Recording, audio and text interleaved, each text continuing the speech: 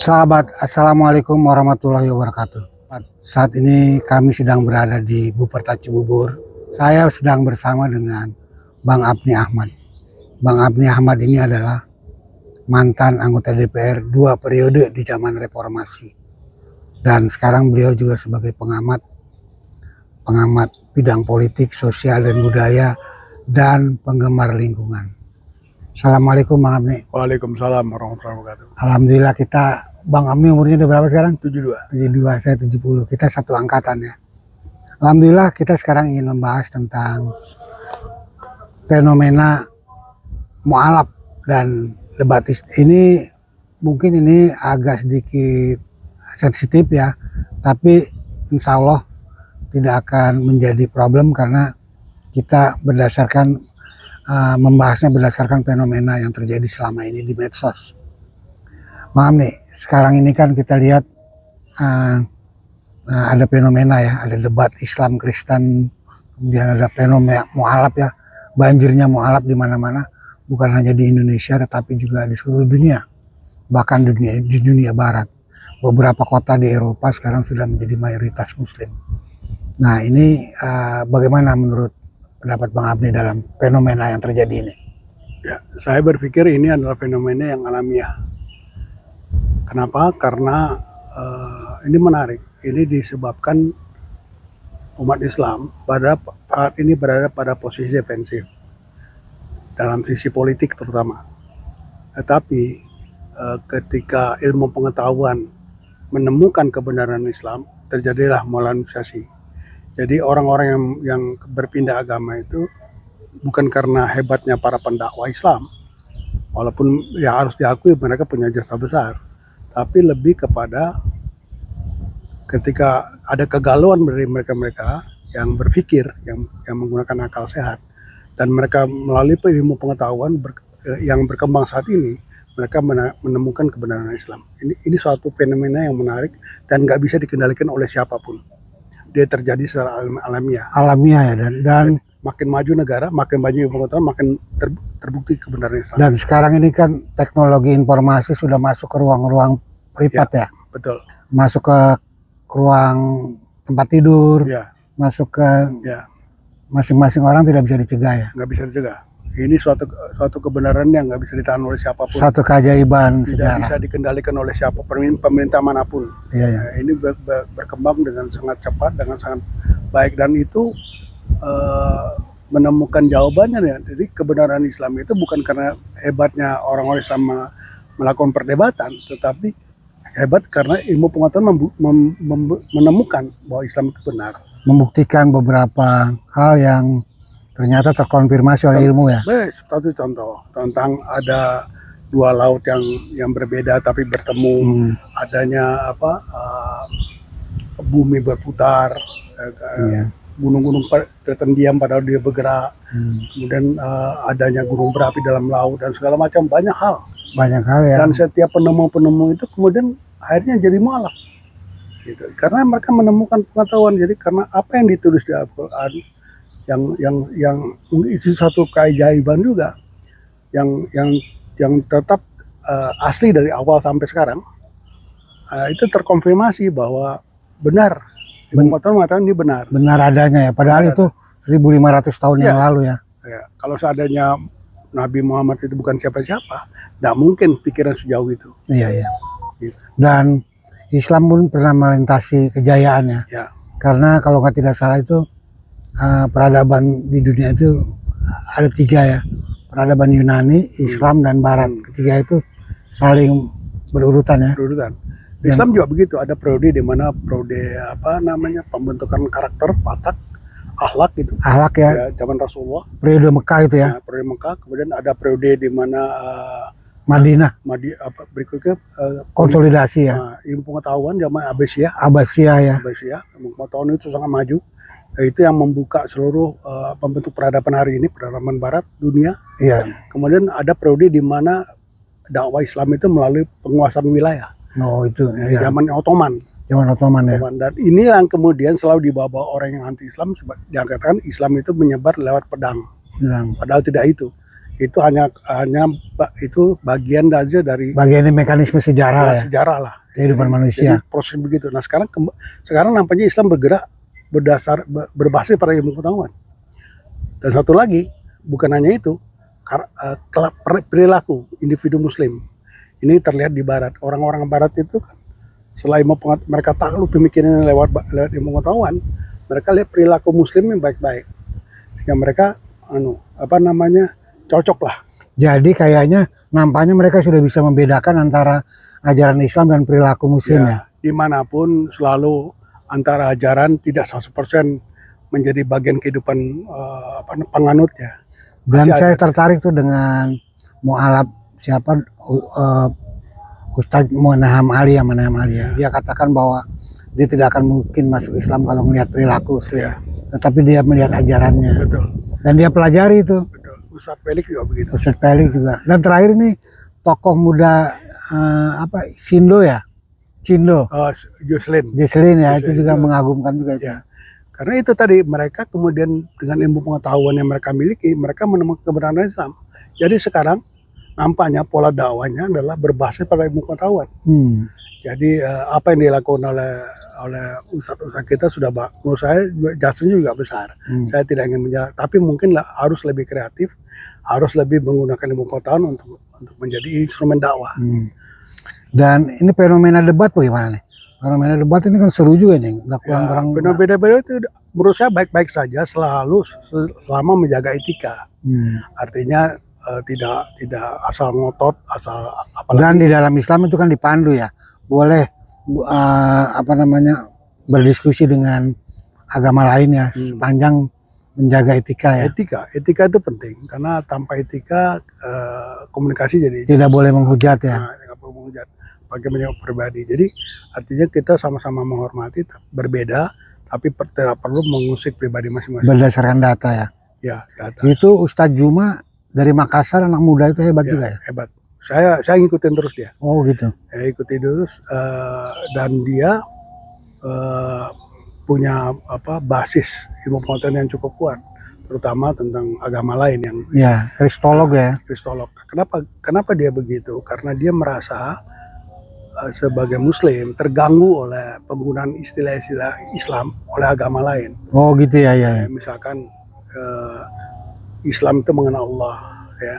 Tapi kenapa mereka menggunakan Allah juga? Mereka menggunakan kata Allah juga, tapi dengan penempatan yang salah ya? Bukan salah, itu menurut persepsi mereka. Iya. Jadi Allah, kemudian Kudus, itu kan semua istilah-istilah Islam. Itu betul. Kalau ini tidak ada, tidak akan mungkin terjadi konflik. Tapi ketika ini ada, dan itu digunakan sebagai instrumen penetrasi misi dakwah, misi sending agama, itu menjadi masalah. Mereka berpikir mudah dengan mengadop nama-nama Islam ke nama-nama agama mereka, tapi kemudian kan yang terjadi malah sebaliknya ya. Malah memang ketika pengetahuan bertambah terjadi kontradiktif antara satu pengertian yang lain dengan yang satu ya. Ya, ketika mereka menggunakan istilah-istilah itu tidak konsisten dengan konsep mereka. Mereka jadi kemudian mereka berbenturan sendiri. Makanya disitulah keunggulan Zuma ketika melakukan debat, karena dia memakai dalil yang sama dengan apa yang dimiliki oleh sehingga dia jadi kan bahkan Ustadz Juma ini dia malah menggunakan kitab mereka ya untuk menjelaskannya. Ya, artinya dia kemudian menohok masuk ke salah satu prinsip utama agama itu kan teologi atau tauhid di kita. Nah itu mereka Zuma masuk di situ. Disitulah yang kemudian menimbulkan perdebatan dan kebingungan ya di antara satu akal sehat dan ya karena pernyataan itu kontradiksi menurut kita ya. Iya, dan ternyata dari perdebatan itu dialektikanya menimbulkan gelombang mualaf ya. Ya, salah satunya. Dan itu fakta ya. Itu salah satunya mereka kemudian menimbulkan kebingungan. Kebingungan ini kemudian mereka mencari. Termasuk Don Ditan saya perhatikan dia mencari karena dia juga mantan kalau nggak salah pendeta juga. Dia mencari menggunakan dia lebih banyak mencari dari kitab-kitab mereka yang terdahulu, dan disitulah mereka menemukan kejanggalan-kejanggalan. Artinya sebagai kitab suci harusnya tetap terjaga kesuciannya, kemurniannya, walaupun diterjemahkan kepada macam negara Eropa, tetap konsisten. Nah, proses penterjemahan itu kan masuk unsur interpretasi terhadap terjemahan. Setiap kata itu kan ada interpretasi. Nah, masuk interpretasi ini menunjukkan tidak konsisten. Ini persoalan. Nah, untungnya, bukan untungnya, memang dijaga oleh Allah. Al-Quran itu konsisten dari sisi pemahaman maupun tata bahasanya. Ya, jadi dia ibarat kalau sayur asam atau lodeh itu dia harmonis ya. Ya. Dia tidak ada pertentangan ya. Tidak ada yang pedas-pedas sekali. Karena kalau saya dengar Ustadz Kainama juga salah seorang mantan pemuka agama dari pihak lain itu, dia juga mengatakan bahwa Alkitab mereka itu adalah catatan-catatan dari orang-orang tentang sesuatu. Jadi itulah yang menyebabkan muncul interpretasi ya. Dan interpretasi itu diklaim sebagai yang suci gitu. Nah, ini persoalannya. Kalau kita kan dibedakan antara Al-Quran, hadis, dan ijma. Jadi levelnya beda itu. Jadi kalau Al-Quran itu mutlak benar, ijma masih hadis juga benar, ijma masih bisa diperdebatkan. Jadi kalau disatukan dia menjadi sebuah pengertian yang harmoni, seimbang. Jadi tidak ada kontradiktif salah satunya. Islam itu kan 3 itu. Untuk memahami Islam itu kan 3. Pertama Al-Quran, kedua hadis, ketiga ijma. Ijma ulama itu. Yang bisa diperdebatkan ijma ulama. Kalau yang ini udah mutlak. Dan ini memang tidak pernah ada kontradiksi di sini. Nah, sayangnya di agama lain ketiga-tiganya masuk menjadi, bahkan agama lain Yahudi pun masuk ke situ. Iya, jadi dicampur baur. Nah, ketika proses pencampuran itu ratusan tahun setelah Yesus gak ada. Dan malangnya terjemahan ya. Tidak ada teks aslinya ya. Pertama terjemahan, kedua ditulis oleh banyak orang.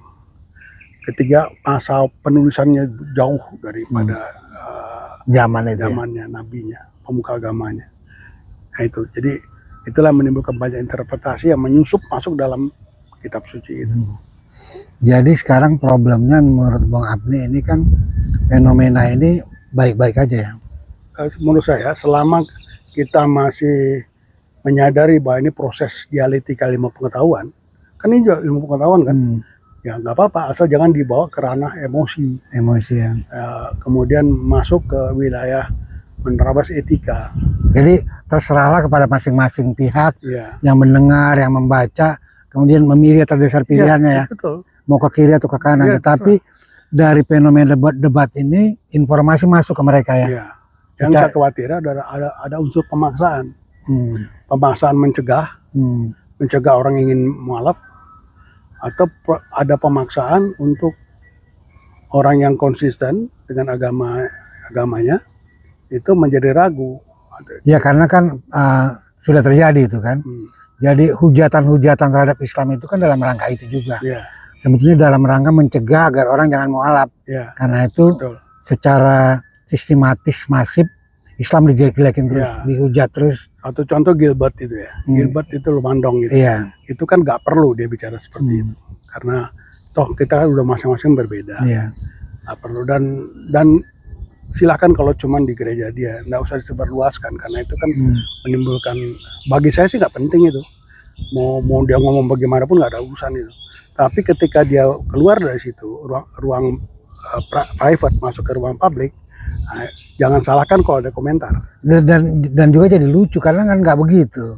Ya kan? Itu kan penafsiran. Tujuan sholat kan nggak begitu. Sholat itu apa dia nggak paham. Nggak, saya pikir ceramah dia itu cuma mengejek. Cuma bermaksud mengejek. Mengejek, bukan memberikan kebenaran, bukan menyampaikan kebenaran. Dia cuma mengejek. Saya lebih hebat loh, kita ini lebih hebat loh. Mereka tuh apa? Itu aja. Hanya mengejek. Sebenarnya nggak ada manfaatnya buat pendengar mereka juga, nggak ada manfaatnya. Cuman ada rasa bangga diri aja. Tapi tidak ada manfaat apa-apa. Tidak membuat orang mengakui ini benar, enggak. Itu hanya mengejek, merendahkan orang lain dengan mengangkat diri sendiri. Itu menurut saya itu di masalah delik pelecehan ya pelecehan. Tapi kalau saya sih nggak terlampau peduli, saya biarin aja dilecehin. Iya, nggak apa-apa. Nanti akhirnya dampaknya kan udah terbukti ya. Makin melecehkan makin benar. Jadi sebenarnya buktikan saja lewat ilmu pengetahuan, benar nggak tuh? Lewat logika. Agama kan untuk orang berpikir, Hmm. bukan orang yang hanya manut. Imani saja, nggak ada konsep itu. Berpikirlah. Coba dalam Islam, surah pertama kan baca, Iqra. Ya kan, bukan Al-Fatihah, Ya. Iqra. Artinya, Iqra itu berarti berpikir. Berpikir, bacalah situasi, bacalah Ya, lingkungan. bacalah. Baca itu bukan hanya letterless ya, tapi bacalah. Bacalah itu maknanya dalam. Nah, jadi dari awal saja sudah diajak berpikir. Jadi memang, karena berpikir itulah muncul ilmu pengetahuan. Nah sekarang ilmu pengetahuan mengkonfirmasi kebenaran Islam. Itu yang membuat banyak mualaf. Dan itu bukan terjadi di Indonesia, terjadi di seluruh dunia. Jadi saya pikir strategi dakwah kita umat Islam ini harus sesuai dengan zamannya. Jadi pendekatan harus dirubah juga ya. Ya, sesuai dengan zamannya. Kan kalau sekarang pendekatan kekuasaan ya. Ingin berkuasa kemudian baru berdakwah. Bukan sekarang, maksud saya dari zaman dulu ada sejak Ottoman lah. Ottoman. Berarti Ottoman itu lebih banyak memperluas wilayah. Dengan dia dakwah juga, tapi dia instrumennya dakwah. Zaman proses kolonialisasi sama juga orang-orang itu juga gitu. Mereka datang ke Nusantara juga itu. Abad kolonial. Peradaban kolonial itu. Sama juga. Jadi itu memang zamannya lah. Tapi zaman sekarang ilmu pengetahuan. Zaman akal sehat gitu. Dan menggunakan teknologi informasi ya. Ya, instrumennya ya. Ya, walaupun Rocky Gerung tidak menunjukkan sikap dia terhadap menjadi mualaf atau tidak, tapi saya lihat ungkapan-ungkapan banyak mengutip Al-Quran. Artinya dia sebenarnya sudah sepakat dengan konsep yang Islam itu. Ya, tapi itu urusan dia pribadi lah. Kita kan nggak ikut campur. Ya, artinya sebagai seorang tokoh yang figur publik ya. Ya, dia sudah mengungkapkan kenapa dia ungkapkan, karena dia mengakui ini kebenaran. Kebenaran yang dapat ilmu pengetahuan. Jadi mungkin sekarang kita konsentrasi kembali ke zaman Abbasiyah. Pengetahuan. Dengan pengetahuan lah kita bisa mengungkapkan itu kebenaran. Dari pengetahuan itulah kemudian nanti sinar hidayah bisa turun ya. Jadi kalau kita umat Islam ini terpinggirkan secara politik, nggak apa-apa. Suatu saat akan muncul. Karena pengetahuan nggak ada bisa menahan. Iya. Nggak ada. Dan ini dibuktikan sejarah kan. Iya. Kita pernah Islam itu memimpin peradaban. Betul. Nah, jadi kalau sekarang secara politik dituduh macam-macam, dituduh secara teori macam-macam lah, radikal lah disebut, biarin aja, bersabarlah. Karena sekarang terjadi proses mualafisasi dengan instrumen pengetahuan. Dan mualaf dasar loh Bang Abni. Umar bin Khattab dulu mualaf. Padahal dia sangat membenci Rasulullah ya. Hampir semua yang saya saksikan di YouTube, yang tadinya mengejek-ngejek Islam, kemudian membenci Islam, itu menjadi mualaf. Mudah-mudahan Gilbert juga jadi mualaf. Ya kan, itu kan banyak yang ngaku ya bahwa dulu saya benci sekali sama Islam ya. Tiba-tiba jadi mualaf gitu. Ya, sebenarnya kenapa? Pertanyaan sekarang, kenapa umat Islam kesannya kurang bagus? Karena mereka sudah lama ditindas, timbul perlawanan. Itu bukan karena agama, karena ketidakadilan. Ya mungkin karena karakter yang tertindas awalnya ya. Iya. Dan belum pulih sempurna. Jadi penuh dengan kemarahan. Iya, kemarahan ya kan. Tetapi kebetulan dia beragama Islam. Jadi tidak identik dengan Islam itu. Nah, kemarahan, ketidakjujuran. Iya. Pokoknya ketidakadilan. Semua itu secara bertahap akan hilang dengan sendirinya. Akan hilang asalkan umat Islam kembali memegang dua hal. Komit dengan agamanya, komit dengan ilmu pengetahuan. Dan kehadiran mualaf ini memperkaya hasanah ya. Oh ya. Ini luar biasa. Dan ini kan mengembalikan sejarah ya. Dulu kan Umar bin Khattab, Khalid bin Walid itu kan orang-orang Abdurrahman bin Auf yang musuh Islam tapi kemudian menjadi muslim, kemudian menjadi pembela Islam. Betul. Luar biasa. Saya terkagum-kagum dengan mereka. Iya. Jadi mereka lebih sebenarnya lebih mirip. Ada satu lagi yang kerjanya membeli gereja aja. Apa tuh? Yang apa? Ustadz yang mualaf juga. Dia hobinya beli gereja. Jadi masjid. Oh iya. Apa tuh? Lupa nama-namanya saya. Ya pokoknya itu orang-orang mengagumkan lah bagi saya. Jadi ini semua Ahmad Didat, kemudian Zakir Naik itu kan basis kekuatan dia pada ilmu pengetahuan. Kalau dia bukan ilmu pengetahuan mungkin tidak didengar orang. Ya. Karena dia punya ilmu pengetahuan. Jadi sebagus, dan sekarang saya udah bersyukur juga pesantren sekarang bukan lagi tempat pendidikan yang jelek, sudah membaik, sudah berubah. Dia Berubah. kalau dulu kan tempat anak-anak nakal di sekolah, anak-anak nakal di rumah tangga di Sekarang pesantren. justru orang-orang yang potensial ya, Potensial luar biasa orang-orang anak-anak hebat, anak-anak orang terpelajar masuk ke sana. masuk sana. Jadi luar biasa ini. Alhamdulillah, jadi mudah-mudahan Islam ini akan terus berkembang dan kita tidak perlu meragukan Islam itu akan tertahan. Enggak, Karena menahan Islam sama juga menahan jalannya waktu ya. sinar matahari. Nggak bisa, nggak mungkin ya. Iya, iya. Jadi Karena itu apa Islam itu bukan pernah dan akan terus membangun peradaban. ya Membangun peradaban. ya itulah. Ya saya kira kita cukupkan Bang Abdi. Oke, sip. Sahabat, itulah bincang-bincang dengan saya dengan Bang Abdi. Mudah-mudahan akan menjadi inspirasi bahwa ingat Islam itu tidak bisa ditahan. Islam itu kalau mau menahan Islam sama juga menahan jalannya waktu. Jadi marilah kita mulai beradaptasi sesama di antara kita, muslim non muslim, untuk bersama-sama membangun bangsa. Sekian sahabat, assalamualaikum warahmatullahi wabarakatuh. Waalaikumsalam. Terima kasih Bang Abdi. Sama-sama.